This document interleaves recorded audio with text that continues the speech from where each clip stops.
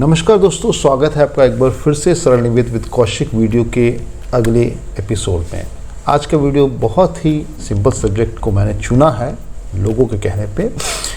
Top financial mistake salaried people make, यानी कि आज के टाइम में कई एक सैलरीड लोग कमाते बढ़िया हैं, लेकिन उनके मन में एक विचार होता है कि ज़्यादा कमाई ही उनके सारे मनी रिलेटेड प्रॉब्लम को सॉल्व कर सकती है, जो कि गलत है।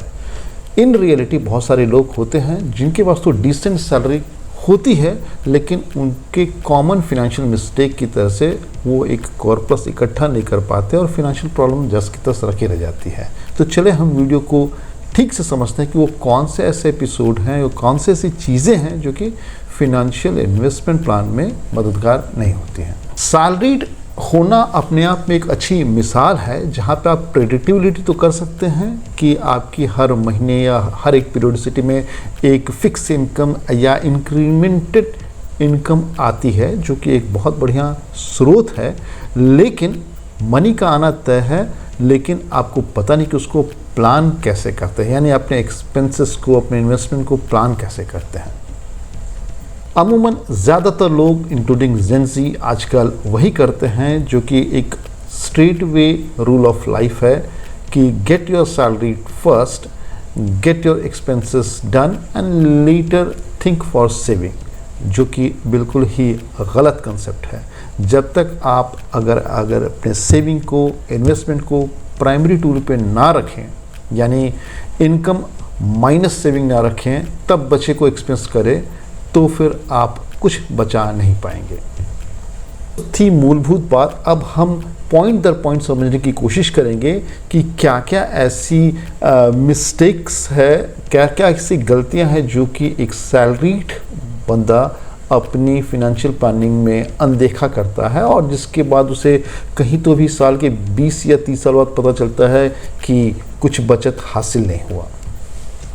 सबसे पहला रूल ऑफ थंब है नो बजटिंग। बजटिंग का मतलब कहीं भी एक कैंची नहीं चलाना है आपके सैलरी पे। ये एक कहीं ना कहीं एक हेल्दी डिसीजन है जो कि आपके आय पे होने वाले व्यय यानी एक्सपेंसेस और प्रोबेबल सेविंग के बीच में एक फाइन लाइन खींची जाती है, ताकि अपने अपने बाउंड्रीज को आप ट्रिम करें। यानी कि budget is not mean for a restriction, it is a fair means of awareness. बहुत ही सिंपल है। आप किसी भी मंथली, एनुअल या बाई एनुअल अपनी बजट का रिकॉर्ड रखें, एनालिसिस करें, फिर आपको खुद पता चल जाए कि कौन से एसेंशियल्स खर्चे थे, कौन से आपने केवल शौक के लिए किए थे और कौन सी बेवजह चीज़ें थी। तो बजट के एनालिसिस करके आप अपने फालतू या फिजूल खर्चों को ट्रिम कर सकते हैं और अपना एक हेल्दी एक्सपेंस रेशियो तैयार कर सकते हैं। दूसरी बात है अपना इमरजेंसी कॉर्पस इकट्ठा रखना। किसी भी एक सैलरीड प्रोफेशनल को या इवन बिजनेसमैन भी हो, एनी टाइम उनके एसेंशियल नीड्स के लिए या फिर किसी भी नेचुरल कैलेमिटी या फिर उनकी फिनेंशियल नीड के लिए कहीं तो भी एक इमरजेंसी फंड होना निहायत ही ज़रूरी है। इमरजेंसी फंड कभी भी हर एक व्यक्ति के एक्सपेंसेस पे तय करता है, यानी कि ये कहीं तो भी 3 से 6 मंथ या कभी कभी 1 साल के एक्सपेंसेस के बराबर भी हो सकता है। ये ऑल डिपेंड आपकी कैपेसिटी और कैपेबिलिटी क्या है। मीन्स इधर यू आर स्टूडेंट बैचलर, इधर यू आर जस्ट मैरिड, और इधर you have multiple dependents as well as you are a leader of your joint family as well. Emergency corpus का एक एक्सपेक्टेशन ये होना चाहिए कि number 1, it should be easy to access, safe, secure, और it should be totally separate from your regular saving. यानी वो पैसा अनटच्ड होना चाहिए, इजी टू डाइल्यूट होना चाहिए, और लिक्विड मनी के रूप में इसको हम कभी भी एक्सेस कर सकते हैं। लाइफस्टाइल इन्फ्लेशन की, लाइफस्टाइल इन्फ्लेशन कभी भी जेनरिक इन्फ्लेशन से तुलना नहीं करनी चाहिए। सरकार के खर्चे के हिसाब से आप देखें तो एक इन्फ्लेशन की दर कहीं भी वो लोग 5, 5.5 या मैक्सिमम 6% दिखाते हैं, बट लाइफस्टाइल इन्फ्लेशन जिसमें कि आज की ज़रूरतें आज के लाइफस्टाइल के साथ वजह बेवजह चेंज होती हैं, एक्सपेंसेस बेमिसाल तौर पे 2 to 3 फोल्ड भी बढ़ जाते हैं। सो इसलिए लाइफस्टाइल इन्फ्लेशन आपको कभी भी 9 से 12% तक भी ऊपर जा सकती है। So consider lifestyle inflation and general inflation all together to consider your budgeting as well as investment plan. So lifestyle inflation का एक नुकसान ये भी होता है कि a person have a tendency to show off, become rich or spend as per the new lifeline। इस case में प्रलोभित होकर लोग EMI पे चले जाते हैं और वैसी शौक को पूरा करने के लिए इंटरेस्ट पे कई प्रोडक्ट ले लेते हैं। It could be a better phone, it could be a bigger car, or it could be going to dining out on one of the lavish facility। But being dependent on EMI, खर्चे ज़्यादा करना अमूमन ये आपकी जेब पे भारी पड़ सकता है। सो ख्याल करें, जब भी आपकी इनकम ऊपर जाती है उसी लिहाज से आपके सेविंग और इन्वेस्टमेंट भी ऊपर जाना मस्ट है। एक सैलरी हाइक कभी भी आपके नेटवर्थ को इम्प्रूव करती है, लेकिन आपके लाइफस्टाइल को भी करे ये हर वक्त ज़रूरी नहीं है। लाइफस्टाइल इन्फ्लेशन के ही करीब करीब एक दूसरा पार्ट आता है जिसे हमें भूलना नहीं चाहिए, वो है over using credit card and loans. अगर आप क्रेडिट कार्ड को कॉशियसली यूज़ करें, definitely it will be a helping aid, but लोगों ने जिसे इसके हिसाब से एक्सेस पे किया है, at the time of repayment it is going to cut penalty in terms of heavy interest. So be cautious with credit card as well as over interested loan. अगला बिंदु बहुत ही छोटा है लेकिन बहुत ज़रूरी है। Simple word, delay in investing, यानी आज करे सो कल, कल करे सो परसों वाला स्टाइल। जब भी कोई एक सैलरीड बंदा whenever he start earning, definitely इसकी अर्निंग की स्केल कम होती है और उससे जब भी पूछा जाए सवाल कि आपने इन्वेस्टमेंट कहाँ किया, तो होता है कि इतने छोटे से सैलरी में स्ट्रक्चर में सेविंग क्या करना। आप यकीन मानिए, बूंद बूंद से घड़ा भरता है। अगर आपने इन्वेस्टमेंट शुरू टाइम पे नहीं किया, इवन छोटी अमाउंट या छोटी लमसम या छोटी SIP से नहीं किया, over period of time you are going to see that you have lost the train. एक छोटी स्टार्ट के साथ अगर आप SIP करें, बाद में उसको जो मैग्नीफाइंग रिटर्न बनता है, और वहीं अगर आप 5 साल 10 साल बाद करें और टिल योर रिटायरमेंट अगर आप उसको भरते रहें, you will be see a big difference. अगले स्निप में आप देखेंगे एक एग्जांपल के साथ how much is going to feel like a delayed investment can be a big impact on your future saving. बहुत ही सरल एग्जांपल के साथ समझते हैं कि कैसे किसी भी इन्वेस्टमेंट में टाइम से शुरू करने और देर से शुरू करने के बीच के गैप में कितना नुकसान हो सकता है। एक बड़ा ही सिंपल एग्जांपल है आपके सामने, जिसमें हम एज्यूम करते हैं कि अगर कोई इन्वेस्टर SIP करता है महज 10,000 रुपीज़ पर मंथ और एक्सपेक्टेड रिटर्न है उसकी 12% एनुअली, और उसमें 2 तरह के इन्वेस्टर हैं। एक investor A who is going to start at age of 25 और उसका इन्वेस्टमेंट का होराइजन 10 साल तक का होता है, यानी वो 10 साल तक इन्वेस्ट करता है SIP के थ्रू और निवेशित रहता है, लेकिन वो फिर से उसे टॉपअप या SIP कंटिन्यू नहीं करनी होती है, he holding his fund. And second investor जो कि हालांकि ईयर 35 से वो एंट्री करता है, लेकिन उसकी इन्वेस्टमेंट का ड्यूरेशन लंबा होता है, यानी इन्वेस्टर A से ज़्यादा, ये 10 साल के थे और इन्होंने 25 साल तक इन्वेस्टमेंट किया, लेकिन दोनों का गोल एज करीब करीब 60 ईयर्स का है, यानी at the age group of 60 year both of they would like to withdraw their investment. So आप क्या एज्यूम कर सकते हैं इन दोनों के इन्वेस्टमेंट का रिटर्न कैसे फलीभूत होता है?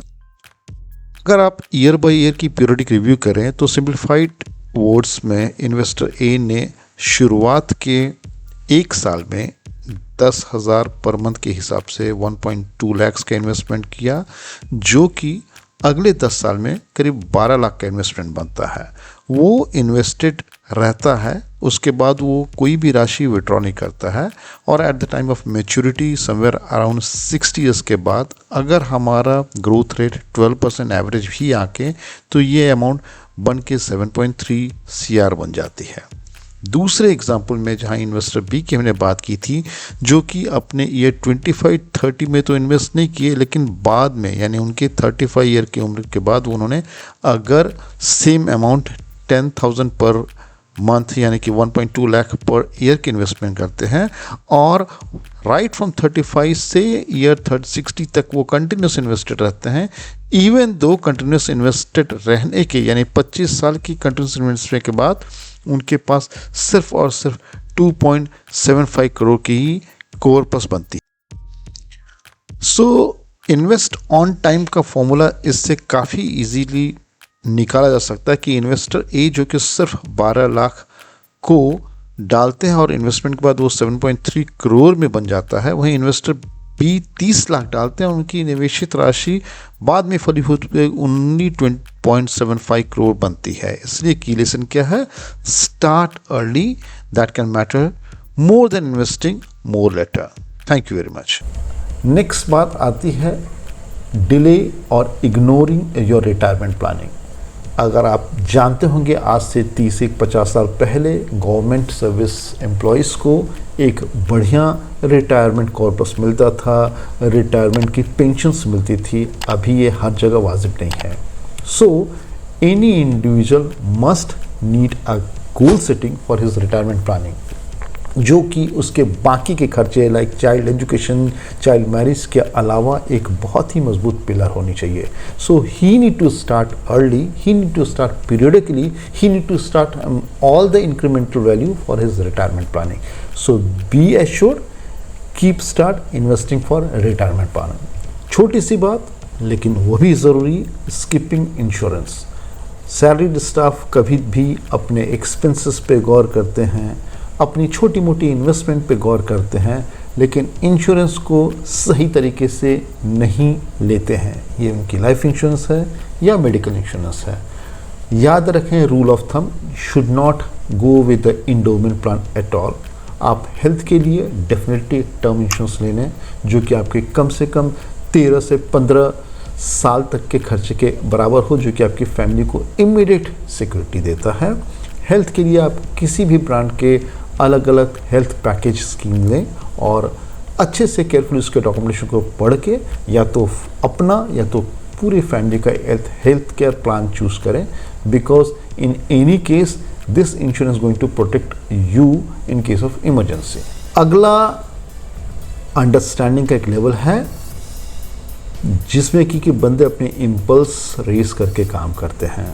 Title, investment without research. हर एक तीसरा बंदा आपको मिल जाएगा जो कि कभी भी एक पॉडकास्ट देखकर या कहीं भी किसी टीवी सीरीज़ देखकर, किसी भी एनालिस्ट की सलाह पे, किसी स्मॉल कैप, पेनी स्टॉक जैसे स्क्रिप्ट पे इम्पल्स बाइंग करते हैं। और आप यकीन माने 10 में से 8 केसेस में वो सारे स्टॉक या वो सारे स्क्रिप्ट महीने, 2 महीने, 6 महीने में आउटडेटेड हो जाते हैं। So use your fundamentals very carefully. अगर आप उन चीज़ों से अवेयर नहीं हैं तो अपने फिनेंशियल एनालिस्ट से सलाह लें, वो बंदे आपको प्रॉपर्ली गाइड करेंगे। कोई भी सेबी रजिस्टर्ड एडवाइज़र से सलाह लें, उनके बदले में आपको एक छोटी सी फ़ी पे करनी पड़ेगी, but be careful with your financial investment. Don't have a bulk buy, don't have a panic selling. किसी भी चीज़ की रिसर्च थ्रू आउट, फिर आप इन्वेस्टमेंट का ख्याल करें। और अगली चीज़ है नो फिनेंशियल गोल। अगर कोई बंदा इन्वेस्टमेंट शुरू करता है और यूं ही करता है जब तक उसकी कोई गोल सेटिंग नहीं होती है, he is not going to get achievement. बहुत ही सिंपल फॉर्मूला है। एक एग्जांपल, आपको अपने बच्चे की पढ़ाई प्लान करनी है। आज उस पर्टिकुलर एरा में क्या बजट बनता है? You just need to add the future inflation rate, whatever educational inflation is coming, और उसमें अपने बच्चे की ग्रेजुएशंस की या तालीम की आप अपने एक टारगेट को तय करें। प्रो रेटा बेसिस पे आप उसकी फ्यूचर इवैल्यूएशन करें and to secure that goal how much you need to start as early as possible. और अपने रिस्क एपेटाइट के हिसाब से आप अलग स्टेज पे, whether you need to be in line with a large cap, mid cap और small cap, you can start investing. As simple as that. Ultimately करना क्या है? Decide what you need. पहली बात, कभी भी किसी महीने की मंथली एक्सपेंसेस को आप कैलकुलेट करें, like rental, housing, fooding, transport, electricity bill, insurance, EMI all. फिर अपने टारगेट का साइज तय करें, यानी कि आपके पास क्या गोल है, उसके हिसाब से आपकी क्या इन्वेस्टमेंट होनी चाहिए, और गोल शुड बी रियलिस्टिक, यानी उतनी ही पाँव फैलाएं जितनी लंबी चादर हो। इन्वेस्टमेंट को जितना जल्दी करें उतना बेहतर है। अपने इन्वेस्टमेंट को पीरियडिकली बढ़ाएं। जब कभी आपके पास कोई इंक्रीमेंट हो, डेफिनेटली टाइम टू टाइम उसके ऊपर थोड़ा बहुत टॉपअप करें, और अपनी इन्वेस्टमेंट को हमेशा ऑटोमेट करें, यानी कल करें, परसों करें। इसके अलावा आप एक स्टैंडिंग इंस्ट्रक्शन दे सकते हैं जो कि आपके अकाउंट से खुद ब खुद टाइमली पीरियडिकली करता रहेगा। मैंने पहले भी बताया था कि most of the salaried person they do not have a income problem, they have a income but they have a money management problem. To avoid this mistake क्या करना होगा, बजटिंग करें, इमरजेंसी कॉर्पस इकट्ठा करें, लाइफस्टाइल की inflation को समझें, tax की प्लानिंग कर लें, और अपनी सैलरी को काफ़ी केयरफुली प्लान करके एक्सपेंसेस करें। सो फिनेंशियल जो इन्वेस्टमेंट है कभी भी एक बड़ी सैलरी से शुरू नहीं होती, ये हमेशा स्टार्ट होती है एक अच्छे हैबिट से। सो फाइनली मैं आपको बताना चाहता हूँ कि your salary pays your bills but your habit builds your wealth. So हमेशा सजग रहें, इन्वेस्टेड रहें और अपने इन्वेस्टमेंट का ख्याल रखें।